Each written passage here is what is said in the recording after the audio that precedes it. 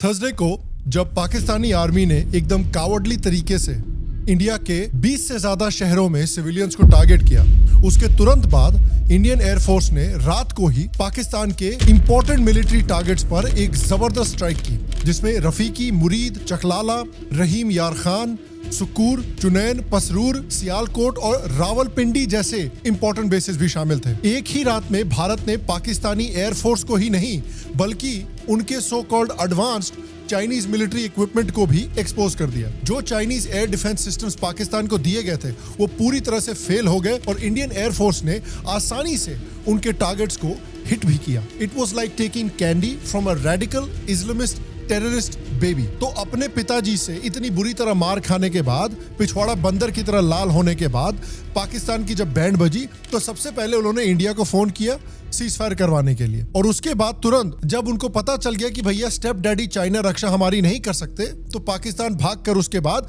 अपने दूसरे step daddy यानी यूएसए के पास गया। इंडिया ने उसके बाद सीज फायर के लिए अग्री किया, लेकिन मैसेज बिल्कुल क्लियर भेजा कि आपके एयरफोर्स बेसेस हमने तबाह कर दिए, आपको हमने आपकी औकात दिखा दी, उसके बाद ही हम सीज फायर करेंगे। लेकिन उस सीज फायर की भी शर्तें हैं। पहली बड़ी शर्त कि इंडस वाटर ट्रीटी अभी भी सस्पेंडेड है, और दूसरी बड़ी शर्त कि अब भारत के रिस्पांस का पैराडाइम हमेशा के लिए चेंज हो चुका है। अगली बार अगर भारत की धरती पे पाकिस्तान से एक भी टेरर अटैक होता है, एक भी आतंकी अटैक होता है, तो भारत उसे सीधा एक एक्ट ऑफ वॉर मानेगा। लेकिन अनफॉर्चुनेटली पिछली रात ही हमें लक्ष्य फिल्म से ओम पुरी का ये इमॉर्टल डायलॉग याद दिलाया गया। मुझे उन लोगों का तजुर्बा है, पाकिस्तानी हारे तो पलट के एक बार फिर आता है। बेसिकली सीज फायर के अनाउंस होने के एक घंटे के अंदर अंदर न्यूज आई कि पाकिस्तान ने फिर से सीज फायर को वायलेट किया है और जम्मू, श्रीनगर, अखनूर, राजौरी और उधमपुर के एरियाज में ड्रोन अटैक्स किए हैं। तो आइए आज की वीडियो में सीज फायर के बारे में बात करते हैं। भारत ने क्यों सीज फायर के लिए अग्री किया उसके बारे में बात करते हैं। पाकिस्तान ने क्यों सीज फायर वायलेट किया और भारत नेक्स्ट क्या कर सकता है उसके बारे में भी बात करते हैं।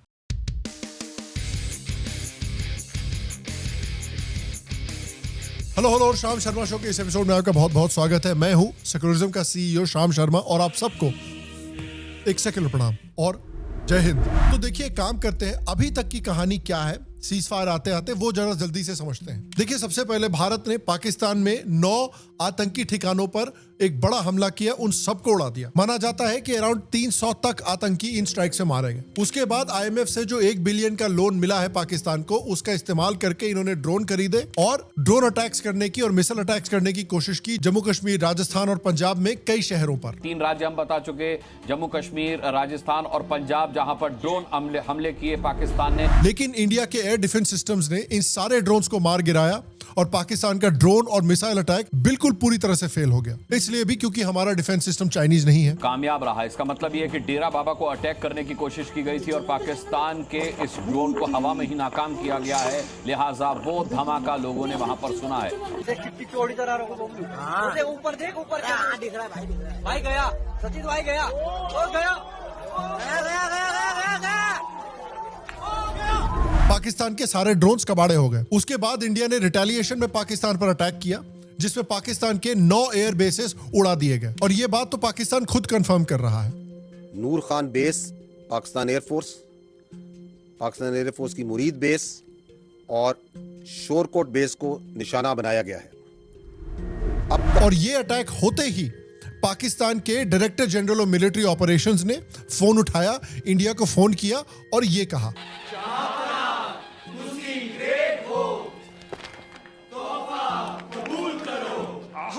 ये तो हीमैन है, हीमैन ले लो।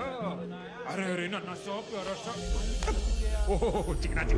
तो बेसिकली पाकिस्तान सीज फायर के लिए फोन कॉल इसलिए कर रहा है भारत को क्योंकि पाकिस्तान का जो फर्स्ट लाइन ऑफ डिफेंस है, ये जो एयर बेसेस हैं, इनको पूरी तरह से न्यूट्रलाइज कर दिया भारत ने। पाकिस्तान ने $3 मिलियन पर यूनिट के Chinese HQ-9 air defence systems लगाए थे अपने इंपॉर्टेंट एयर बेसिस पे, लेकिन क्योंकि ये चाइनीज प्रोडक्ट है तो किसी भी भारतीय मिसाइल को इंटरसेप्ट नहीं कर पाए। HQ-9 सिस्टम्स ने सिर्फ फायरवर्क्स देखने का काम किया, करने का काम नहीं किया। पाकिस्तान की जो JF-17 थंडर जेट्स है जो चाइना के साथ इन्होंने मिलकर बनाए थे, वो एयरबोर्न हुए, लेकिन इंडिया के रफाल मिसाइल और सुखोई 30 जेट्स के सामने ये थंडर विस्पर बन के रह गया। ऊपर से पाकिस्तान को टर्की से मिले हुए जो सोनगार्ड ड्रोन्स मिले थे, 300-400 ड्रोन्स का इस्तेमाल किया गया और सारे ड्रोन्स को भारत ने फेल करवा दिया। इंडिया ने anti drone jammers plus interceptor missiles दोनों यूज करके इन ड्रोन्स को न्यूट्रलाइज किया है। तो बेसिकली चाइना ने इतना सारा एक्सपेंसिव लेकिन डिफेक्टिव सामान पाकिस्तान को बेचा है। चाइना ने पाकिस्तान को वसूली भाई की तरह चूना लगा दिया बेसिकली। और इससे पाकिस्तानियों को एक बहुत इंपॉर्टेंट लेसन मिला पिछले हफ्ते कि operation Sindoor has proved without the shadow of a doubt कि इंडिया की जो मिलिट्री कैपेबिलिटी है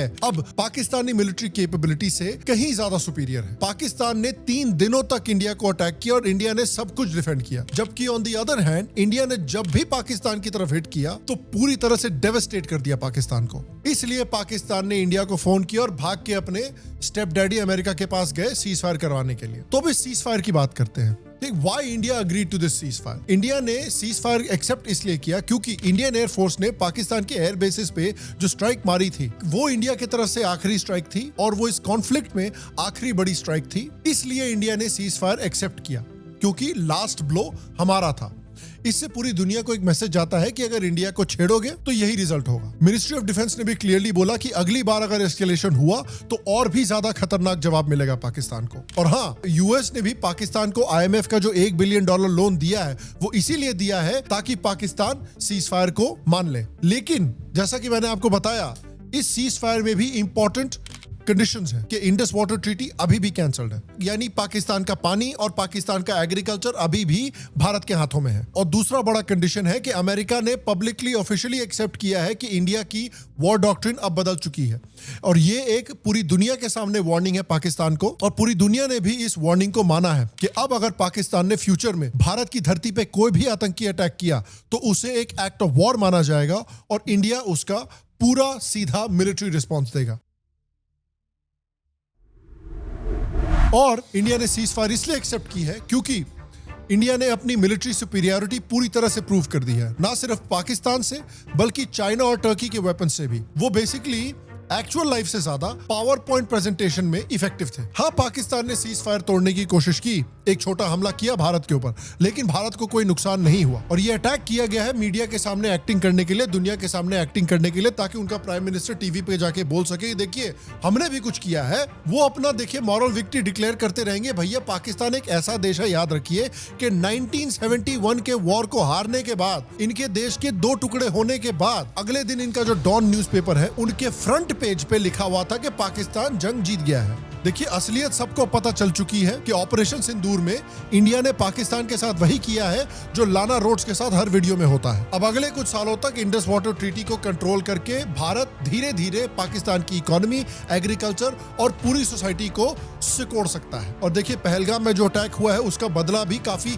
इफेक्टिवली लिया गया है। Let's not get this wrong. Reports के मुताबिक 300 से 500 आतंकवादी और सोल्जर्स मारे गए हैं पाकिस्तानी साइड। इंडिया के लॉसेस उसके कंपैरिजन में काफी कम रहे हैं ऑपरेशन सिंदूर में। लेकिन आई विल एक्सेप्ट कि एक बड़ी दिक्कत अभी भी है। जो आतंकी जिन्होंने पहलगाम अटैक किया था वो अभी भी भारत के कस्टडी में नहीं है। या तो उनको मारना चाहिए था ऑपरेशन सिंदूर में, या फिर पाकिस्तान से ऑफिशियली एक्स्ट्राडाइट करवाना चाहिए था under the cease fire agreement, कि भाई उनका ट्रायल और एग्जीक्यूशन भारत में होगा। अगर इंडिया उन्हें ले आता तो पूरी दुनिया के सामने ये एक बड़ी PR जीत होती इंडिया के लिए।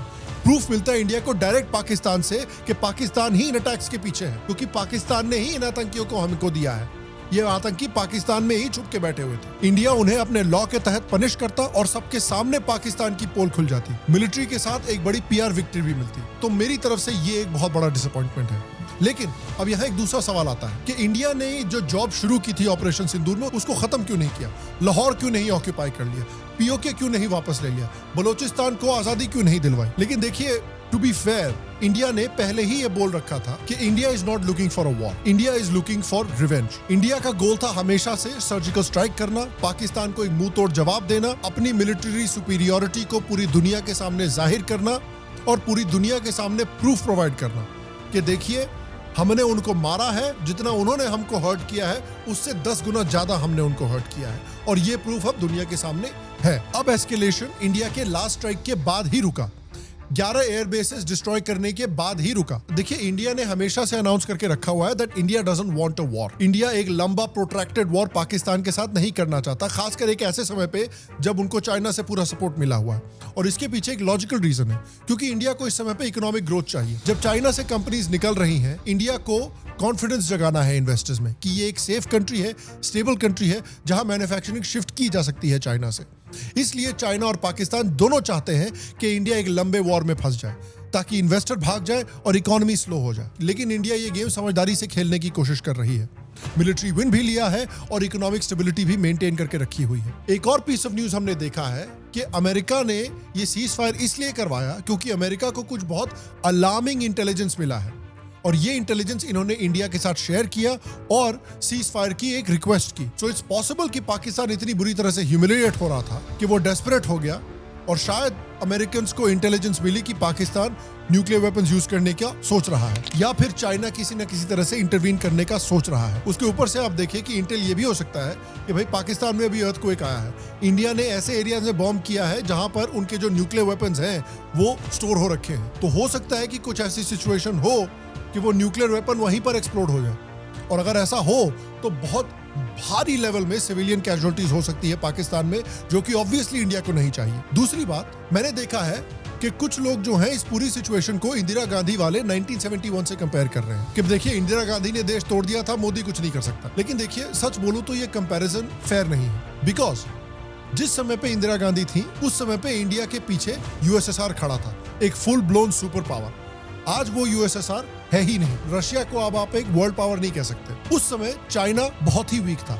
आज के समय China is the second most powerful country in the world, और पूरी तरह से वो पाकिस्तान के पीछे खड़े हैं। आज की डेट में इंडिया के साथ सिर्फ एक कंट्री है और वो है इजराइल। यानी India is pretty much alone facing a nuclear armed Pakistan, fully supported by China. तो हाँ, देखिए, मैं समझ सकता हूं कि कुछ लोग डिसअपॉइंटेड फील कर रहे होंगे इस सीज फायर के बाद, लेकिन मेरे हिसाब से इंडिया ने जो टारगेट सेट किया है, उन्होंने वो टारगेट अचीव किया है। उन्होंने उनके एयरबेसेस डिस्ट्रॉय किए, उनका आतंकी इंफ्रास्ट्रक्चर डिस्ट्रॉय किया, अपनी कंप्लीट मिलिट्री सुपीरियरिटी दिखाई। और एक चीज और याद रखिए, इंडिया एक फ्यूचर के लिए लड़ रहा है, जबकि पाकिस्तान के पास कोई फ्यूचर है ही नहीं।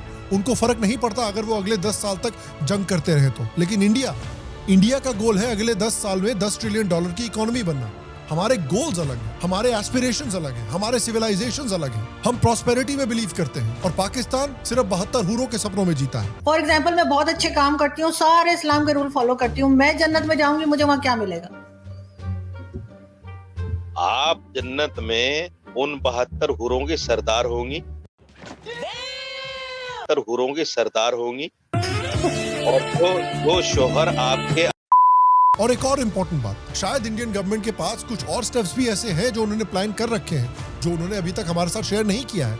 हमारे पास देखिए पूरी इंफॉर्मेशन नहीं है, तो बिना पूरी इंफॉर्मेशन के let's not jump to any serious conclusions, and let's not lose sight of the important thing कि ये वक्त डिसअपॉइंट होने का नहीं है, उंगली उठाने का नहीं है। ये वक्त है हमारे आर्म फोर्सेस पे फख्र करने का। ये वक्त है हमारे इंटेलिजेंस फोर्सेस पे प्राउड फील करने का। जो काम हमारी आर्म फोर्सेस और हमारी इंटेलिजेंस एजेंसीज ने किया है वो एकदम वर्ल्ड क्लास है। तो अब जरूरी है कि आप लोग भी इंडिया की साइड का सच पूरी दुनिया तक पहुंचाइए। सोशल मीडिया पर पोस्ट डालिए, अपने सर्कल्स में शेयर कीजिए, व्हाट्सएप पे शेयर कीजिए, इंस्टाग्राम पे शेयर कीजिए, ट्विटर पे शेयर कीजिए, यूट्यूब पे शेयर कीजिए। अगर आपको ये वीडियो यूजफुल लगता है नैरेटिव्स को ब्रेक करने के लिए, तो इस वीडियो को वाइडली शेयर कीजिए।